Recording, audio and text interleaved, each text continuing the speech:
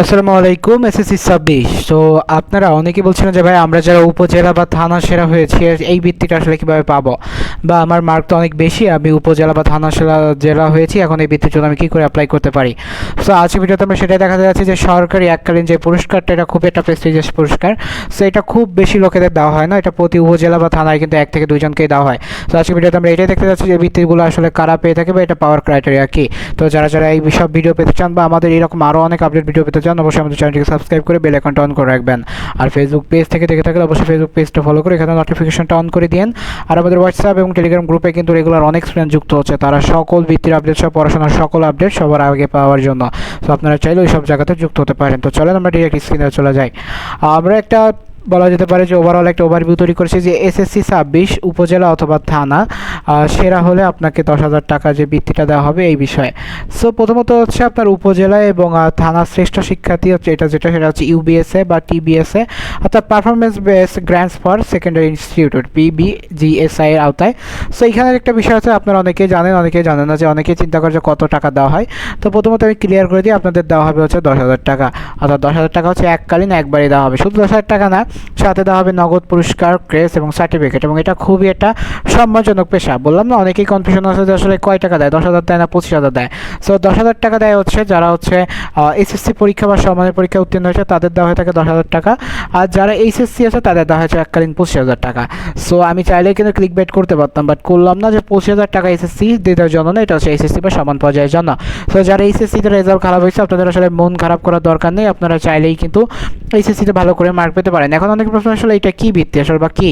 So এটি হচ্ছে সাধারণ সবার জন্য আবেদন ভিত্তিক বৃত্তি নয়, এটা সবার জন্য, কিন্তু এটা আবেদন ভিত্তিক নয়। এটা হচ্ছে পিভিজিএসআই কর্মসূচির আওতায় ফলাফলের ভিত্তিতে নির্বাচিত উপজেলা বা থানা শ্রেষ্ঠ শিক্ষার্থীদের সম্মাননা বা নগদ পুরস্কার দেওয়া হয়ে থাকে। সো সবার জন্য নয়, কিন্তু নির্বাচিত শ্রেষ্ঠ শিক্ষার্থীদের। এখন এটা কীভাবে নির্বাচিত হবে সেটা হচ্ছে আপনার মান দেখে। সো কারা এই পুরস্কারের জন্য নির্বাচিত হয় সেটা হচ্ছে এসএসসি বা সমান পরীক্ষার্থী, নিজ উপজেলা বা থানা অসাধারণ ফল করা শিক্ষার্থী, সরকারি নির্বাচনী প্রক্রিয়ায় শ্রেষ্ঠ হিসেবে বিবেচনা এবং সরকারি তালিকা অন্তর্ভুক্ত শিক্ষার্থী। অর্থাৎ আপনাকে হয়তো যে সার্কুলার আছে, অর্থাৎ যে বোর্ড সার্কুলার আছে বা বোর্ড থেকে যে আপনাকে রেজাল্টটা দিয়েছে, ওইখানে যদি আপনার যে মার্কের যে লিস্টটা, ওইখানে যদি আপনি বলা যেতে পারে যে খুব প্রথম সারির ভিতর কেউ থাকেন, তাহলে কিন্তু এটা আপনি সহজেই পেয়ে যাবেন। এখন কথা হচ্ছে কি, আমাদেরকে কীভাবে কি এটা আমরা অ্যাপ্লাই করবো বা তার আগে। সো এইটার ক্ষেত্রে হচ্ছে আপনাকে এটা সাধারণ কোনো বৃত্তি নাই, তাই সবার জন্য এটাকে উন্মুক্ত করা যাচ্ছে না। সো এইটার জন্য আপনাদের নিযুক্ত করা হবে এবং আপনার এর মাধ্যমে। সো এটা কীভাবে পেতে পারেন, সরকারি নির্বাচনী তালিকা বা সংশ্লিষ্ট শিক্ষা প্রশাসনের প্রক্রিয়ার মাধ্যমে বিবেচিত হতে পারবেন। এখন আপনাদের যাদের মার্ক অর্থাৎ 1200-র উপরে আছে তারা কিন্তু এটা নিয়ে নিশ্চিত থাকতে পারেন। আর নির্বাচিত হলে শিক্ষা প্রতিষ্ঠান উপজেলা থানা অফিসের নির্দেশনা অনুযায়ী অনুসরণ করতে হবে। এখন কথা হচ্ছে এটার প্রসেসটা কি।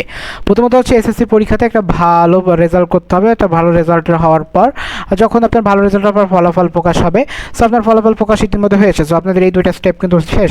এখন থার্ড স্টেপ হচ্ছে ফলাফল বিশ্লেষণ এবং সেরা শিক্ষা নির্বাচন। সো এই ক্ষেত্রে আপনি কি বলতে হবে, যে কথা অনেকেরই মনে হতে পারে যেটা কি অনলাইন আবেদন করতে হবে, না, এটা বলে দিয়েছে এটা আসলে তারা, এটা কিন্তু নট আপনাকে এটা অ্যাপ্লাইড, এটা হচ্ছে তারা সিলেক্টেড করবে বা তারা সিলেক্ট করবে। সো নির্বাচিত ফলাফল বা মেধার ভিত্তিতে উপজেলা বা থানা পর্যায়ে যে শ্রেষ্ঠ শিক্ষার্থী আছে তাদেরই নির্বাচন করা হবে এবং এরপরে আসলে সরকারি তালিকা যে প্রস্তুতটা আছে সেটাই করা হবে। অর্থাৎ নির্বাচিত শিক্ষার্থীরা তথ্য সরকারি শিক্ষা প্রতিষ্ঠানের মাধ্যমে সংগ্রহ বা তালিকাভুক্ত করা হবে। অর্থাৎ আপনাদের তথ্য সংগ্রহ করা হবে বিভিন্ন মাধ্যমতে, এবং এই মাধ্যমতে এখন আপনারা চাইলে যে এই তথ্যগুলোকে আমাদের নিজেদের দিতে হবে বা আমরা এটা কীভাবে দিব, আসলে এটা না, আপনাদের দেওয়া লাগবে না, এটা তারাই হচ্ছে নিজেদের মাধ্যমে তারা যাদের সম্মান দিয়ে খুঁজে নেবে। এরপর হচ্ছে তথ্য যাচাই, শিক্ষার্থী যে পরিচয় আছে, পরীক্ষার ফলাফল, প্রয়োজনীয় তথ্য তারাই যাচাই করে নেবে। এখন এটা হচ্ছে আপনার যে ইনফরমেশনগুলো আছে তারা বিভিন্ন মাধ্যম, প্রথমত হচ্ছে আপনার স্কুল আছে, আপনার একটা মাধ্যম, তারপর হচ্ছে আপনার অন্যান্য যে বিষয়গুলি আছে, আপনার বোর্ডের যে আপনি রেজিস্ট্রেশন করছেন তখন কিন্তু একটা আপনি দিয়েছেন, অথবা আপনি কিন্তু বিভিন্ন পাবলিক ডাটা আছে, আপনি চাইলে আপনার জন্ম নিবন্ধন বলেন বা যাই বলেন, এগুলো থেকেও তারা কিন্তু এই যে ডেটাগুলো আছে এগুলো পেতে পারে। সো যারা আসলে এই ভিত্তিগুলো পাওয়ার আছে তারা একটু নিজেরা আপডেট থাকবেন, কারণ কখন কী হয় তত বলা যায় না। তবে এটা বলা যেতে পারে যে এটা খুবই একটা প্রেস্টিজিয়াস ভিত্তিক কজ, এটা সবাই পায় না। এটা বলা যেতে পারে যে বাংলাদেশে প্রায় যে স্টুডেন্টের পরীক্ষা হচ্ছে তাদের ভিতরে হয়তো বা 2 থেকে 3% স্টুডেন্ট পায়, কজ এখানে সবাই কিন্তু ভালো রেজাল্ট করে না, তো শতকরা 1-2%ই এখানে পায়। সো মেইন কথা হচ্ছে এরপরে কি, আগে কার্যক্রমে নির্বাচিত শিক্ষার্থীদের নিজ নামে অগ্রণী ব্যাংক হিসাবের মাধ্যমে অর্থ প্রদান করার ব্যবস্থা হয়েছিল। সো এটা হচ্ছে আগে যেটা ছিল আপনার ব্যাংক অ্যাকাউন্ট খুলতে হতো, তো আপনাকে যখন আসলে নির্বাচিত করা হবে তখন অগ্রণী ব্যাংকে অ্যাকাউন্ট খুলতে হবে। সো অগ্রণী ব্যাংকে আপনাদের যাদের অ্যাকাউন্ট আছে তাদের আর অ্যাকাউন্ট করার দরকার নেই, যাদের নেই তারা একটা অ্যাকাউন্ট খুলে নেবেন। সো কখন খুলতে হবে সেটা হচ্ছে যখন দেখবেন যে আপনার নাম আসতেছে তখন। তবে এসএসসি 26-এর অনুযায়ী এখনও নির্দেশনা আসে নাই, যদি নির্দেশনা আসে তখন কিন্তু কিন্তু আপনি এইটা সামনে। এরপর হচ্ছে কি নির্বাচিত এসএসসি বা সমান শ্রেষ্ঠ শিক্ষার্থীর ব্যাংক হিসেবে অর্থ প্রদান করবে, অর্থাৎ এই টাকা আপনাকে প্রেরণ করা হবে। তখন এই 10,000 টাকার সাথে হচ্ছে একদিন শিক্ষার্থী আনুষ্ঠানিক স্বীকৃতি স্বরূপ আপনার একদিন অনুষ্ঠান হবে, সেদিন হচ্ছে আপনার ক্রেস এবং সার্টিফিকেট সহ অন্যান্য কিছু দেওয়া হবে। সো এই যে প্রসেসটা আছে, এই প্রসেসটা কিন্তু আপনাদের খুবই একটা গুরুত্বপূর্ণ প্রসেস। সো এইটা কিন্তু নিজের আপডেট রাখতে হবে। সো আপনার যারা উপজেলা বা থানা সেরা বা আপনাদের মার্ক ধরেন 1200 প্লাস, 1200 বা আপনার উপজেলা বা আপনার জেলা হয়তো বা খুব দুঃখিত, আপনার থানা হয়তো বা খুব বলা যেতে পারে যে অত বেশি মেরিটিয়াস রেজাল্ট হয়নি। সো আপনি একটু খবর রাখতে পারেন, একটু আপডেট থাকতেই পারেন। সো গুরুত্বপূর্ণ তথ্য হচ্ছে এটা আবেদন ভিত্তিক সাধারণ বৃত্তি না, এটা হচ্ছে পুরস্কার, অর্থাৎ এটা কোনো সাধারণ বৃত্তি না, এটা একটা প্রেস্টিজিয়াস বৃত্তি। যেটা বললাম এটা সকলে পায় না, অর্থাৎ আপনি আপনার উপজেলা বা আপনার থানায় আপনি সব থেকে বেশি মার্ক পেয়েছেন, সেই জন্য এটাকে আপনাকে পুরস্কারটা দেওয়া হচ্ছে। সো এটা অবশ্যই একটা প্রেস্টিজিয়াস পুরস্কার। সেই জন্য যে শুধু জিপিএ 5 পেলেই যে পুরস্কার এটা হয় না, এটা হচ্ছে নিজ জেলা বা নিজ উপজেলা বা থানার সেরাদের মধ্যে থাকতে হয়। অর্থাৎ আপনাকে শুধু যে জিপিএ 5 পেলেই হবে না বা আপনাকে গোল্ডেন পেলেও হচ্ছে না, এই ক্ষেত্রে কিন্তু অনেকে মার্ক বেশিটা ম্যাটার করে। সরকারি শিক্ষা প্রশাসন উপজেলা থানায় ও জেলা পর্যায়ে নির্ধারিত প্রক্রিয়ায় নির্বাচন করা হবে, অর্থাৎ এখানে কোনো ধরনের কোনো সুপারিশ কিন্তু কাজ হবে না। সো কেউ যদি মনে করেন যে আমার তো রিলেটিভ আছে, আমি একটু তার মাধ্যমে সুপারিশ করিয়ে দেখি যে আমার এটা আসলে পাওয়ার কোনো সুযোগ আছে কিনা, এটা কিন্তু আপনি নিজের পায়ে নিজে কোরাল মারবেন। সো একটু সাবধানে থাকবেন, এই সব বিষয়ে কোনো ধরনের কোনো সুপারিশটা আপনারা করতে যাবেন না। এটা একটা প্রক্রিয়া, আপনি যদি নির্দিষ্ট মার্ক পান এবং আপনি যদি হয় তো এই ক্ষেত্রে হতে পারে। এখন অনেকের প্রশ্ন থাকতে পারে, ভাই আমি তো বোর্ড চ্যালেঞ্জ করছি, তাহলে কি আমি এখন কীভাবে কি?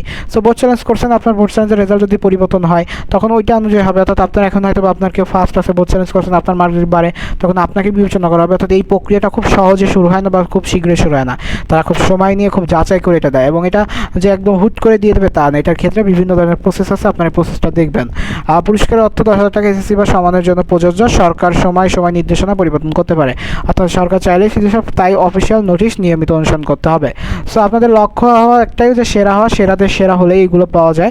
সো কঠোর পরিশ্রম করতে হবে, ভালো ফলাফল করতে হবে। অর্থাৎ যারা এসএসসি 27 আছে আপনাদের ক্ষেত্রে বলবো যে আপনারা কিন্তু এই বৃত্তিটা খুবই একটা, এই বৃত্তি সম্পর্কে খুব কমই জানেন, যার ফলে কিন্তু অনেকে এটা সম্পর্কে ওইভাবে চেষ্টাও করে না।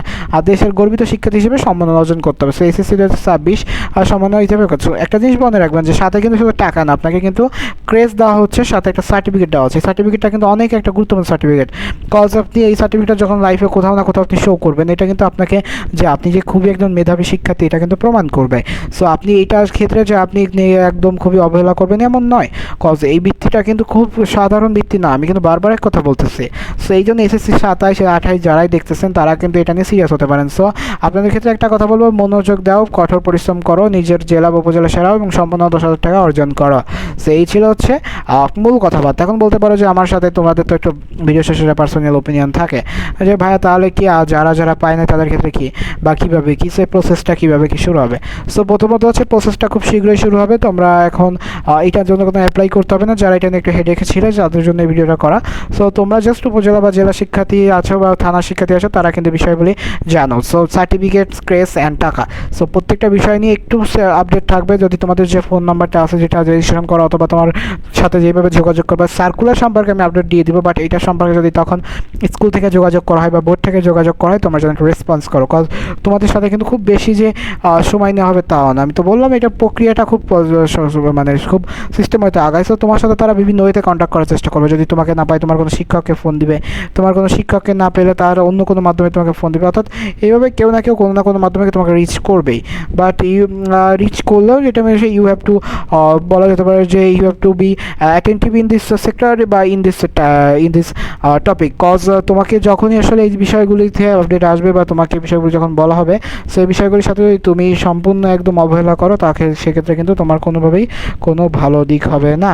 সো অবশ্যই এই জন্য তোমাকে যা বলবো যে বিষয়গুলি অবশ্যই ভালো করে মাথায় রেখে এই বিষয়গুলো নিয়ে একটু আপডেটেড থাকবে। সো দেখা হচ্ছে পরবর্তী ভিডিওতে। সে সুস্থ থাকো, সুন্দর থাকো, পড়াশোনার সাথে থাকো। আসসালামু আলাইকুম।